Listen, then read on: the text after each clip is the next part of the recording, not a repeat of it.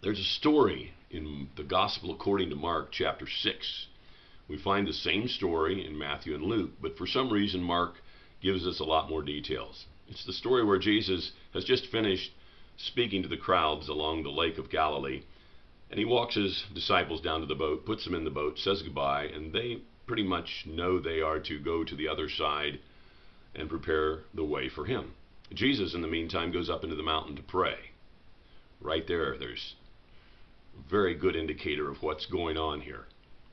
Later on that evening, they're out in the boat, and there's a great big storm. And most of the guys in the boat are fishermen, so they know this is really critical. This could take their lives. All of a sudden, they look out over the water and they see what they think is a ghost walking across the water. And as Jesus gets closer to them, they realize it's him, and he tells them to be strong and not be afraid. It is him. And he gets in the boat, and the waves calm down, and the storm resides. Well, there's a couple things we can learn from this. If you grew up in Sunday school, you probably heard the story told like, Jesus is a miracle worker. Yes, he is. Jesus can calm the seas and the winds and the waves. Jesus can walk on the water, and that's all miraculous, and that's all true.